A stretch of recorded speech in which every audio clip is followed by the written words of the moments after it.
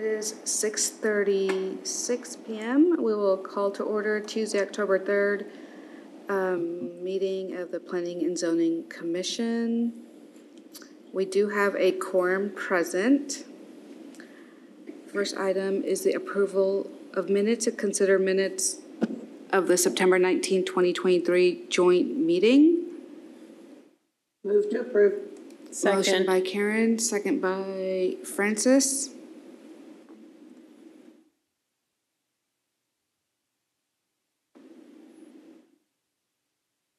Everybody voted? All right, motion passes 4-0,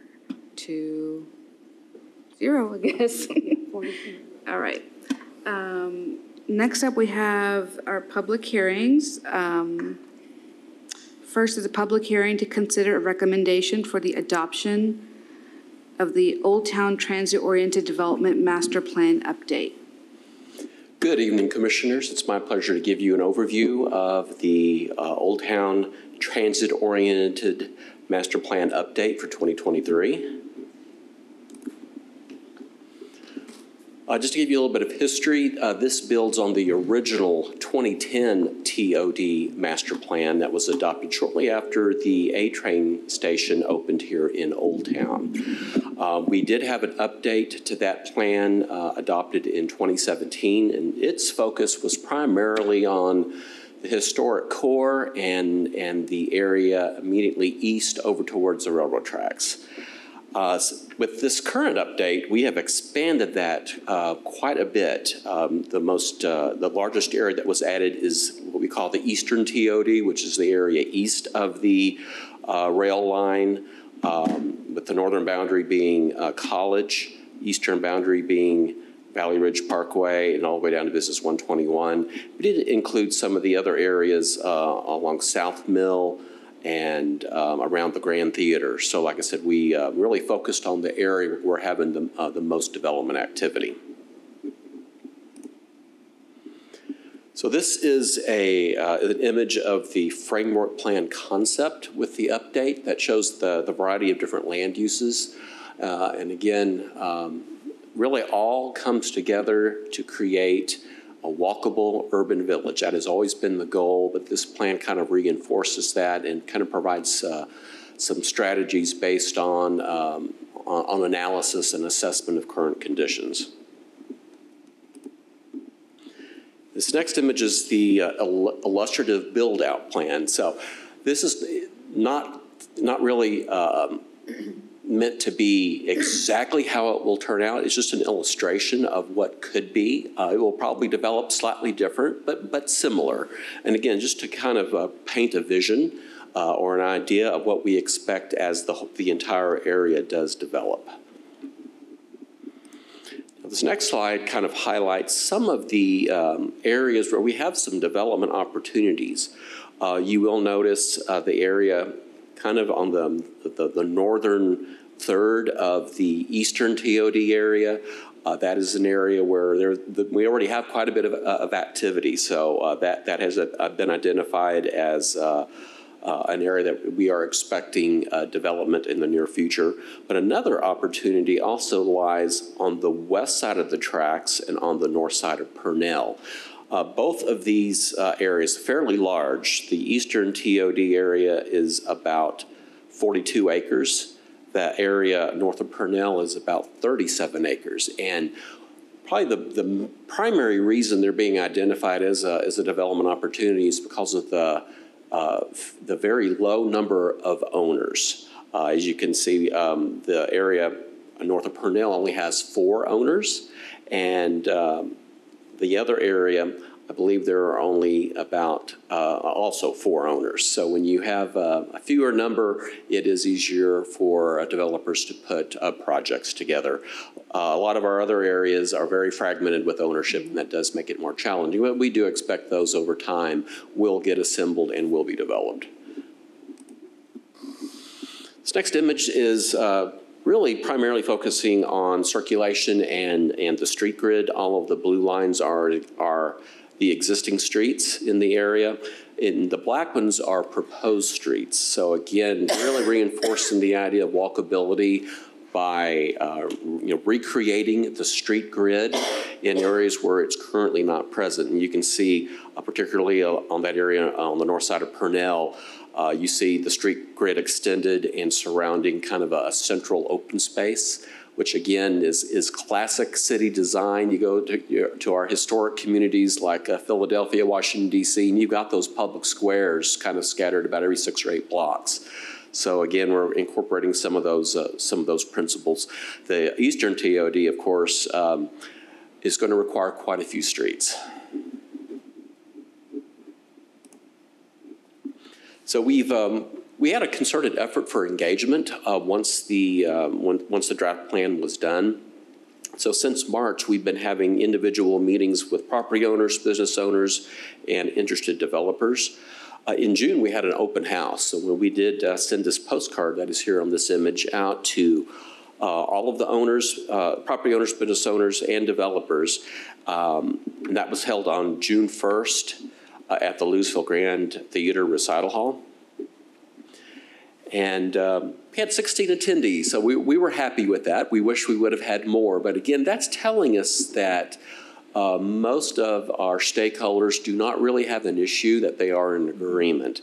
Of the 16 that were there, though, they were very supportive. It was comprised of 7 residents, 8 business owners, and 1 property owner. And this is a copy of the board where we asked them to place a sticker on where they either live, work, or own property or operate a business. And you can see that the stars are kind of scattered all over the map. This is another copy of the boards. I'll run through these fairly quickly. You just wanted to kind of show you the information that was presented at that meeting. We really wanted to make it have graphics so that we could interact with the participants. And these are boards that just kind of outlined the character districts and the framework plan. This board kind of provided more detail on the land analysis that was performed as part of the plan. And then this poster kind of outlined some of the infrastructure analysis and some of the infrastructure needs for the study area. Then we, on this board, we asked for priority rankings, and I do have another slide that does summarize that in a little bit more detail. We also had another board that gave folks to provide additional comments on little sticky notes. Primarily, the feedback that we received was a desire for more mixed use with commercial in Old Town, more passive open space within a 5-minute walk, streets with safe bicycle lanes, and wide sidewalks with pedestrian priority crossings. Again, all the ingredients for a mixed use urban village. This poster asked attendees to kind of rank or prioritize our implementation steps, and I'll summarize those here. Primarily, the ranking, number 1 was to rezone all the properties to a mixed-use zoning district regardless of owner support. They felt that was very important. Rank number 2 was to add all concept plan streets to the thoroughfare plan. Number 3 was to provide economic incentives for developments based upon pro forma and compliance with the concept plan. Number 4 was to invest in the public infrastructure needed to support the private development illustrated in the plan. 5 was to market the plan to developers and landowners so that we that would result in the desired development pattern. And then number 6 is to add key concept streets to the thoroughfare plan. And then as far as the board that asked on a ranking, as far as a ranking of importance, and all of these were ranked as very important. Number 1 is to invest and support the development of utilities to enable the desired development types. Number 2, to change the zoning regulations to ensure the desired uses are allowed and incompatible uses are not allowed. And finally, to ensure that the proposed public street network is created. So again, we got very good feedback, completely in line with the vision that we've really had for over the last 15 years. Then we also had individual engagement meetings with different developers and with businesses that are kind of outlined here with on the dates that we met with them. We also met with various agencies like DCTA, Maine and Mill Business Association, Upper Trinity Regional Water District, and the school district. And then we had a few entities that we were unable to visit with in person, and we did have email correspondence with them. They're listed here.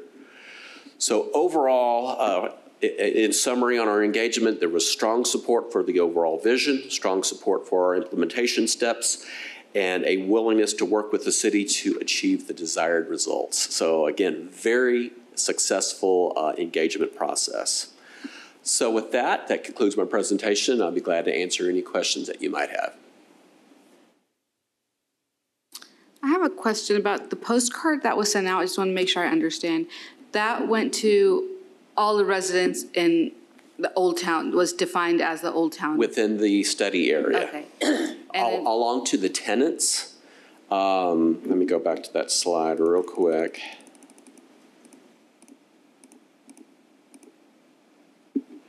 Yes, that went to all the property owners in the study area, okay. All of the business owners and tenants, and even interested developers. I'll go back to our slide that showed. Yeah, this is the boundary right here in yellow. And out of all those postcards, we had 8 residents. Yes. But those 8 residents were very positive about what's been presented and yes, had good feedback about the vision. And we also posted the plan for open comment on the city's website, and we did not receive any comments. Right. So again, that silence does send a message that we are on track and heading in the right direction. Sounds good. Commissioners, anybody else have? One question about the infrastructure study. After a quick run through, I learned a lot, so thank you very much for that. Is there any major takeaway from that staff came out with? Major takeaway on the infrastructure study, I noticed some very big numbers. And again, those are very high-level estimates. Really, our next steps are to our engineering division and our public services staff will be working with the city's consultant that does the citywide modeling for a sanitary sewer. I mean, the good news is that we have adequate water infrastructure, and as we build the new streets, the water lines can be built and then there'll be adequate capacity. We have capacity issues with sewer and with drainage. And like I said, our consultant that models the whole city will then take this information and plug that into the model. And the goal there is to establish what size sewer facilities are we going to need at the ultimate build out, and probably even a little bit over that, because it's really hard to pinpoint exactly what the ultimate build out will look like, because we want to really build it one time and then have the adequate capacity as we continue redeveloping the various portions of Old Town. And that goes to my biggest question is, it appears from my read of this, what it's saying is, in that big picture perspective, what's being proposed, would it have the capacity to deal with build out? Is the way I've read it. Yeah, I think big picture capacity, we have it, but we do have some localized capacity issues that'll have to be addressed with some additional facilities, particularly with sewer and with drainage. Drainage to not quite the degree. I think a lot of the big numbers for infrastructure was just the street construction. And again, that's a moving target. It changes over time. And keep in mind too that various portions are going to be built in different phases over time. So again, that's a moving target, and I think a lot of contingencies were put into some of those numbers. And last question is, I see that a roundabout is proposed. Can you give me some more information on the scale of that roundabout? Again, those were kind of conceptual. Again, those will get more refined depending on the type of development that comes in. Like I said, it's kind of a possibility. It's not really carved in stone if that is depending on the ultimate development that does come in there, and if that is an element that is warranted, then that will be incorporated. Or if a regular four-way intersection or three-way intersection could be put in and will still function safely, then we may go that route. So again, there's a lot of flexibility as we move forward. I'm certainly encouraged by the concept. I just also know that the approaches and the geometries that lead to the roundabout are also very important. Right. And there's not a lot of room there, but it should be an interesting challenge.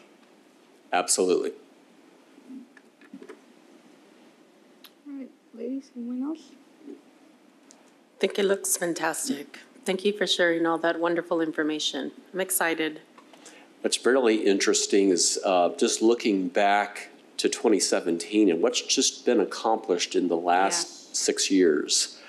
And just looking, driving through Old Town and hearing all the folks that visited Western Days. I heard it many, many times. People were amazed at all the new development in Old Town and how good it's looking. And we tell them that's just the tip of the iceberg. And this plan really does illustrate the tip of the iceberg.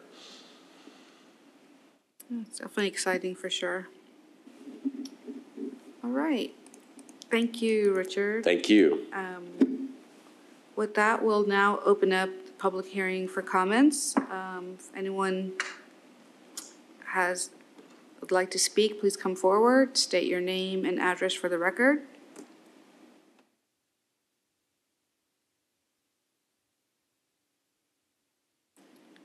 All right. Doesn't look like we have anyone with comments, so we will close public hearing. Any other discussion? No. No? All right, commissioners, I will entertain a motion. I'd like to make a motion to consider adoption of the 2023 Old Town Transit Orientated Development Master Plan, updated as Richard has presented to us. Motion by Francis. Second. Second by Jack. Please vote.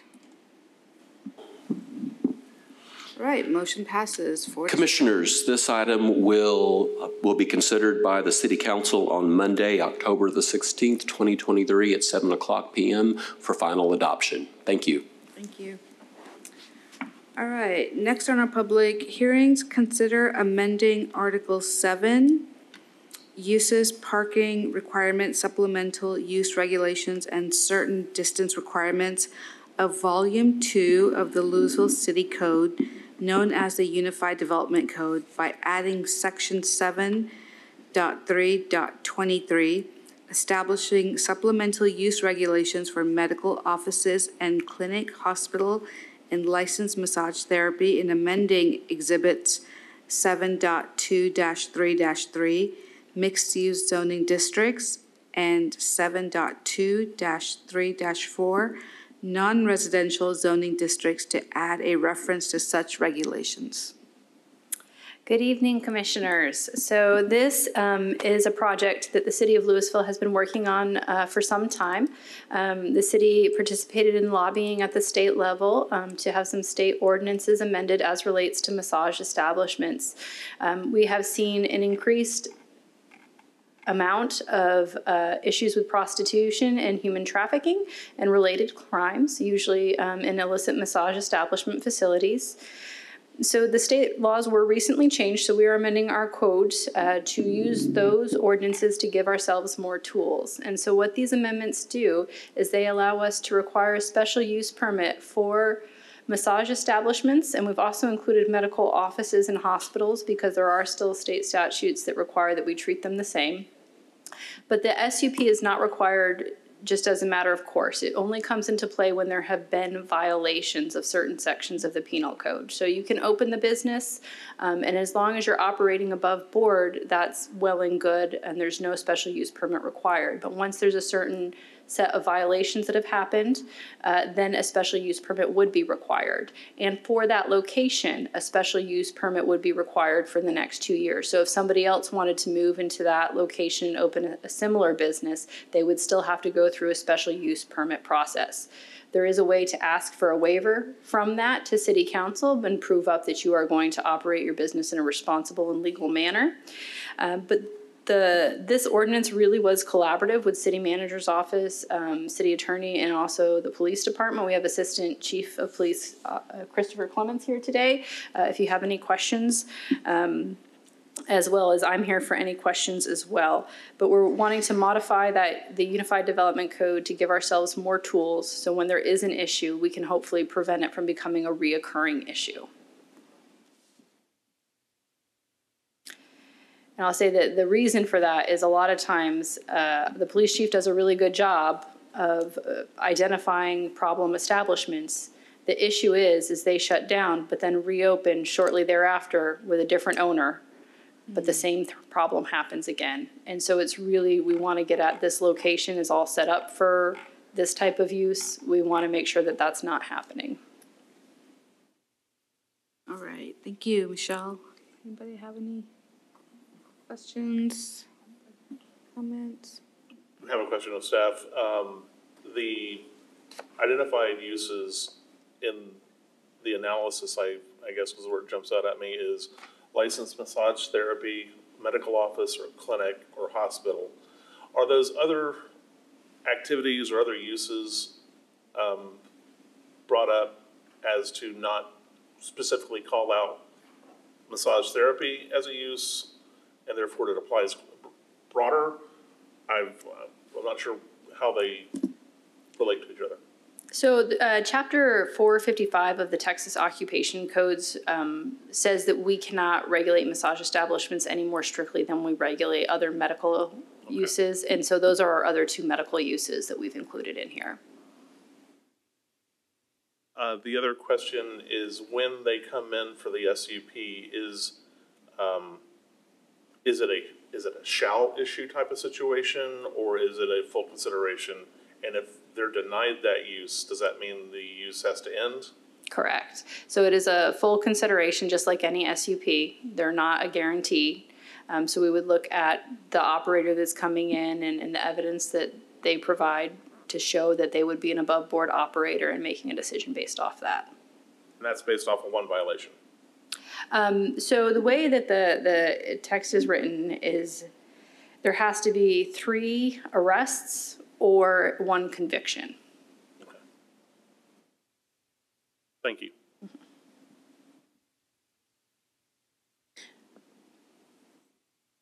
Do we have any, I guess, records or statistics that say, or where can we look to see how many of these arrests or how many are in this area or what we've seen? So we do know that there are, and please jump in if you have more to add, but we do know that there are a few establishments that we see it reoccurring, these issues reoccurring at. I would not say that it's most of our establishments, but we want a tool just to prevent the reoccurring issue. And that's why we've written this ordinance where this does not, once it's adopted, there's no one that has to come in for an SUP.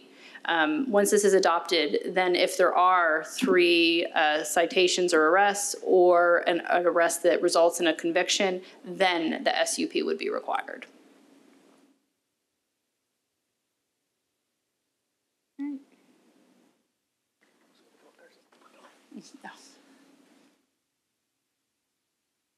And just to clarify, the types of offenses we're talking about is not just a Class C misdemeanor or a traffic violation. We're talking about prostitution, aggravated prostitution, human trafficking. There's a very set limitation of offenses that we can use for this SUP. All right, thank you. Is there any other municipality where this type of strategy has been taken? I just hadn't heard it in the news. Any other examples? Not that I'm aware of.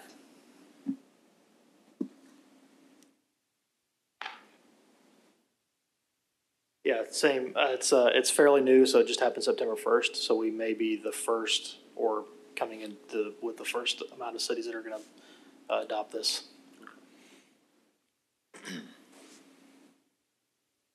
Are the officers in support of this? Yeah, it's another tool that gives us the ability to regulate these establishments. And we're not talking about, Massage Envy, right? We're talking about the foot spas and the ones that pop up in the strip centers that we have trouble with, because as soon as we take action on them, they close, and another operator comes right back and opens it up with a different person, different name. And it's hard for us to keep up with them because they can open literally overnight. And this really gives us some teeth to be able to say you can't do that. Okay. All right, if nobody has any other comments, we'll go ahead and open up public hearing. Anyone wishes to speak, please come forward. State your name and address for the record.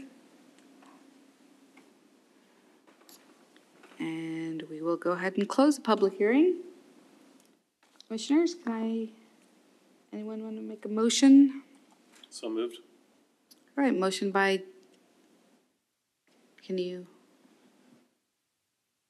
have to state the, Yes, motion to consider amending Article 7, uses, parking requirements, supplemental use regulations, and certain distance requirements of Volume 2 of the Lewisville City Code, known as the Unified Development Code, by adding Section 7.3.23, establishing supplemental use regulations for medical offices and clinic, hospital, and licensed massage therapy, and amending Exhibits 7.2-3-3, mixed-use zoning districts, and 7.2-3-4, non-residential zoning districts, to add a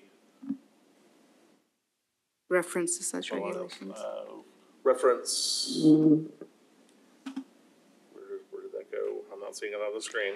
If you just, I think you could just you can just recommend say approval. recommend approval as presented in the caption. Yeah. Thank you very much. After you read all that, So we had a motion by Jack, second by Francis. Please vote. All right, motion passes 4-0. Commissioners, this item will be considered by the City Council on Monday, November the 6th, 2023 at 7:00 p.m. for a second public hearing and a final decision. Thank you. All right, thank you. Our next and last public hearing item, consider amending Article 3, Development and Zoning Procedures, and Article 5, Nonconformities of Volume 2 of the Lewisville City Code, known as the Unified Development Code, by amending Article 3, Chapter 6, Zoning Petitions and Procedures, and Chapter 10, Zoning Text Amendments and Procedures, to change notification requirements by amending Article 5, Chapter 1, Section 6, non-conforming use, and Article 5, Chapter 2, termination of non-conforming uses, to amend processes, and amending Article 6, Section 11-7, sign specification and design of Volume 1 of the Lewisville City Code, known as the Code of Ordinances, to amend standards for non-conforming signs. Thank you. I know that's a lot to say. So these are also changes that we're making to the Unified Development Code and the Code of Ordinances based on changes that were passed during the recent state legislative session. We adopted the Unified Development Code last November, and we added language in there for terminating nonconforming uses. Some people refer to it as amortization. The state changed the processes for that, so we had to. We're amending our code to reflect the state ordinances. The major change is now that it is up to the applicant to determine, or to the use that's being asked to stop, whether they would like to be paid for the value that they have in the business, or whether they would like to continue to operate until they have recouped that same value. So it really changes from us either determining if we're going to pay them or give them a time frame, to them choosing whether they would like the payment or the time frame.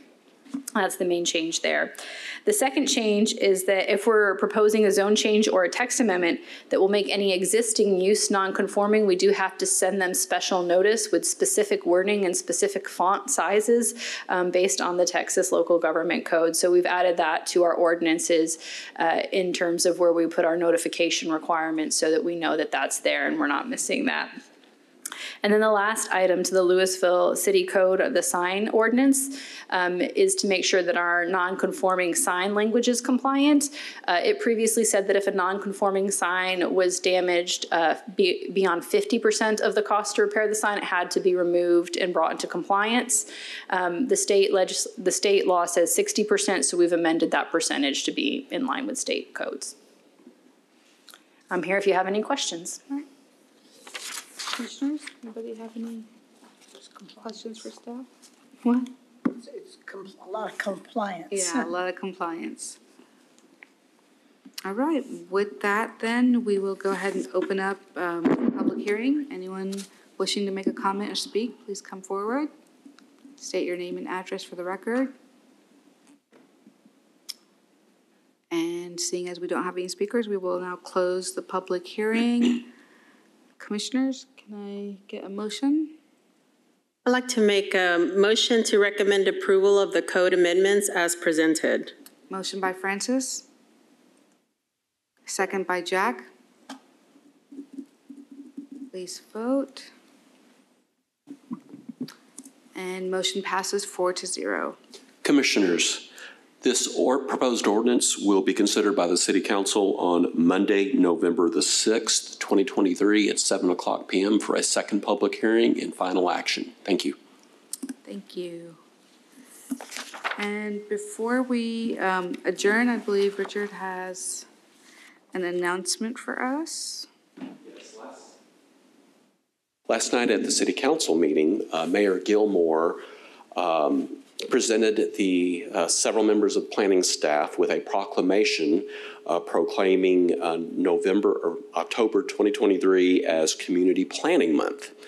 And staff would like to share the proclamation with the P&Z, also with the Zoning Board of Adjustment and the Old Town Design Review Committee. All of the boards that we work with have had a significant role in our planning processes and in the successes that we have had here in Lewisville. So I had asked the City Secretary's office to make additional copies for each one of you, because all of you have played a very important role in all that we do, and your support is sincerely appreciated. But I would like to take a real quick moment just to read the proclamation. Whereas change is constant and affects all cities, towns, suburbs, counties, boroughs, townships, rural areas, and other places. And whereas community planning and plans can help manage this change in a way that provides better choices for how people work and live. And whereas community planning provides an opportunity for all residents to be meaningfully involved in making choices that determine the future of their community.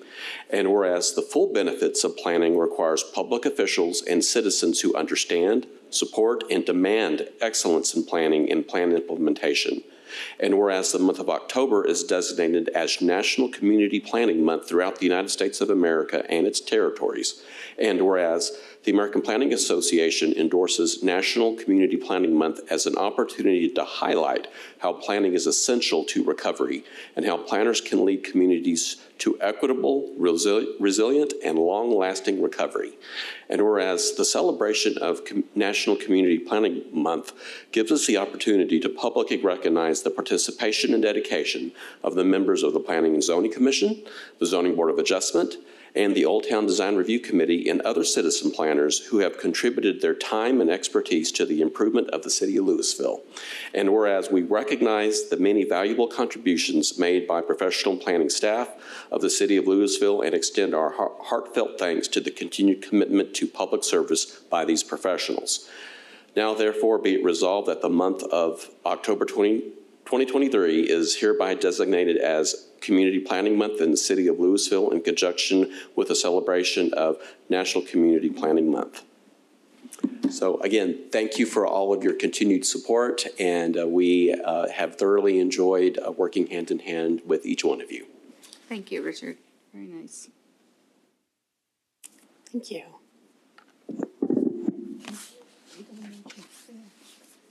I'd ask the chair if it's appropriate for us to make comments. Yeah. I just want to congratulate staff, coming from a perspective of seeing planning operations from around the region. It's very impressive, the constant reminder I get of how Lewisville is so well served by leadership and staff in planning and zoning, and it's the work that y'all do is very much appreciated. So thank you so much. Thank you. Absolutely. Yep. And healthy infrastructure. I'm sorry? Healthy infrastructure. That is right. And that's one thing we mentioned last night. It's not really only the planning department leading the charge, but here in Lewisville, we've been so successful because every single department is involved, from the city manager's office, down to, our frontline employees. And again, that's why we've been so successful. It's really the Lewisville way in action. I would agree. All right. With that, then, last item's adjournment. Move to adjourn. Motion by Karen, Second. second by Francis. And we are adjourned. Thank you, everybody. Okay, I'm learning my lesson the hard way.